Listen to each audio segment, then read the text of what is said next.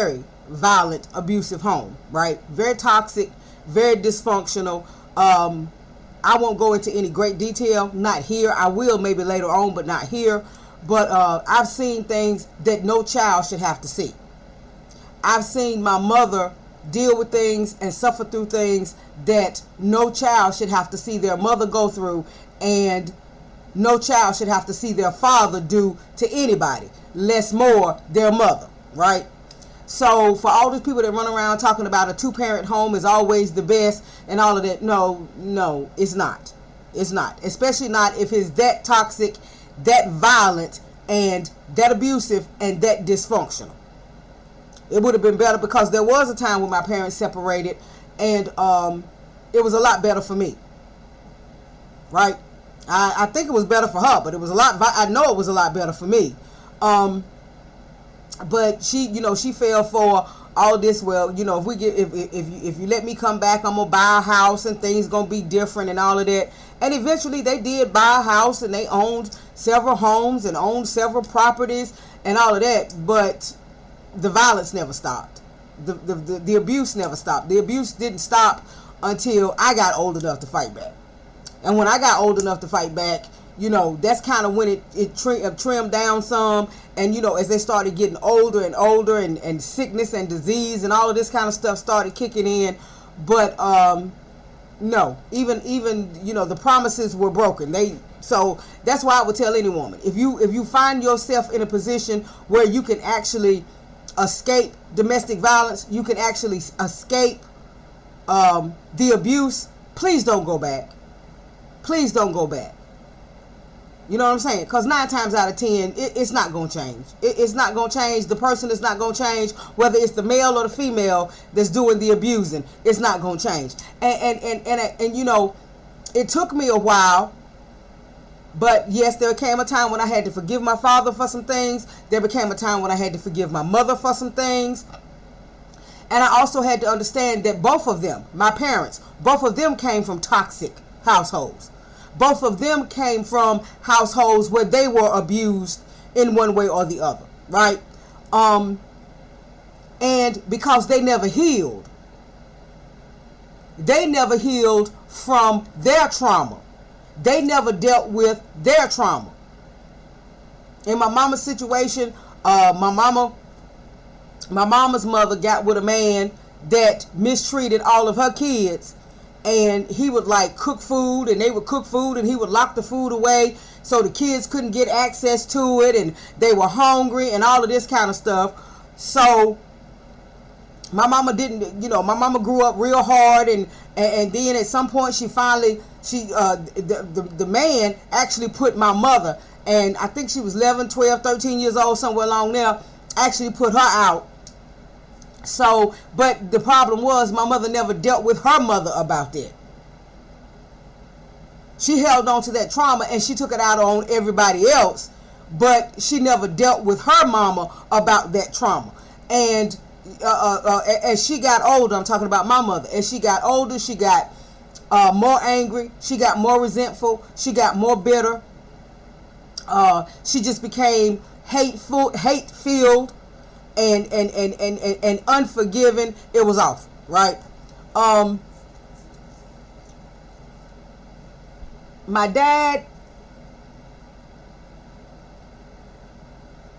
I think there came a point where he actually talked about a situation with the family, with me and my mom. He actually talked about a situation where his first wife, because my mom was my dad's second wife, but he got married to his first wife when I think he was 16, and her parents actually had to sign for them to get married. And after they had been married maybe 2 or 3 years or whatever, my dad left to go to work, left her home, and went back and actually caught her in the bed with another man. Yeah, caught her in the act, right? And he messed the man up pretty bad. Messed him up pretty bad. And then I think it was maybe 8-9 months, maybe a year later, the man died. And on top of the trauma of being that young, being married, being cheated on, actually catching your wife in the bed with somebody else in your house, then going through the divorce process, you know what I'm saying, and then walking around feeling like you are responsible for this man's death because you did him up real good. You know what I'm saying? Because, you know, don't disrespect my house. You already disrespected me as a man, but don't disrespect my house by doing this thing here in my house. But for years, he felt like he killed this man. He felt like he was responsible for this man's death. So, like I said, they both had a lot of trauma. It took me a lot of years to realize that that was the problem. These were two toxic people with no healing in between the two of them coming together. And I don't think that there was ever any real true love there. I think it was more of trauma bonding, what we today call trauma bonding, right? And then trying to raise a child in the midst of all that toxicity. So yeah.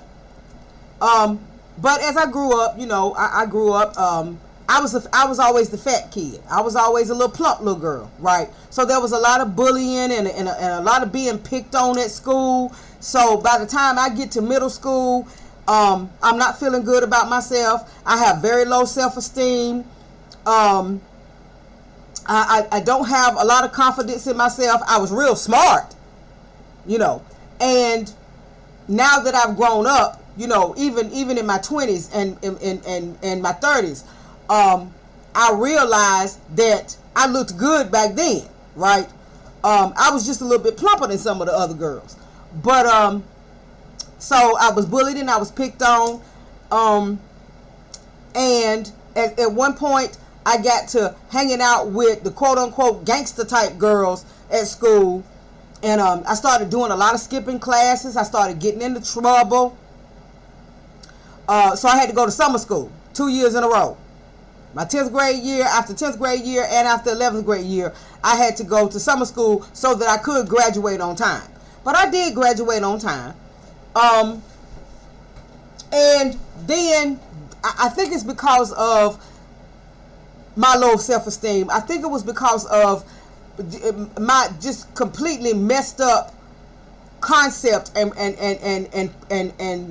how I looked at myself. I started getting into relationships. And I started getting into relationships with the same kinds of dudes, you know.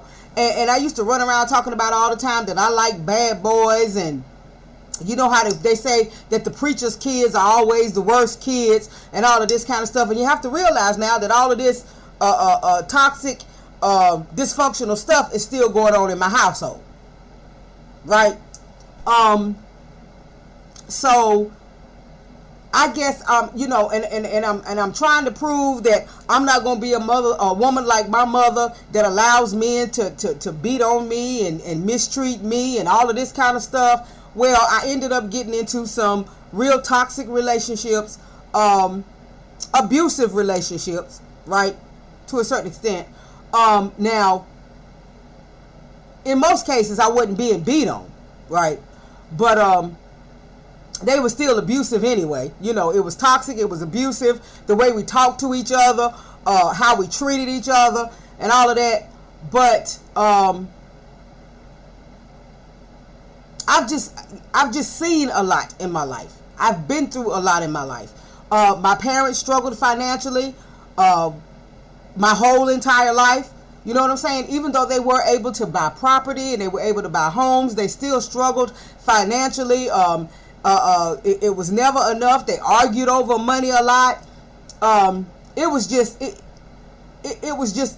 bad. Now that's not to say that we didn't have good times as a family. That's not to say that my parents didn't do the best that they knew how to do with what they were working with, especially with all that trauma that they were dealing with, especially with all of that generational trauma that they were dealing with. Because like I said, you have to understand, my dad had trauma. He had trauma that was coming from his mom because his mom was raised in an environment where she had trauma. Okay, my mom had trauma from her mother. Well, her mother had trauma from her stepmother that came in and treated her real bad. So see, we're talking about generational trauma, and nobody understands how to heal it. Nobody understands. See, that's what I'm saying about that's why I'm so particular about getting this healing message out, especially to the Black American community, is because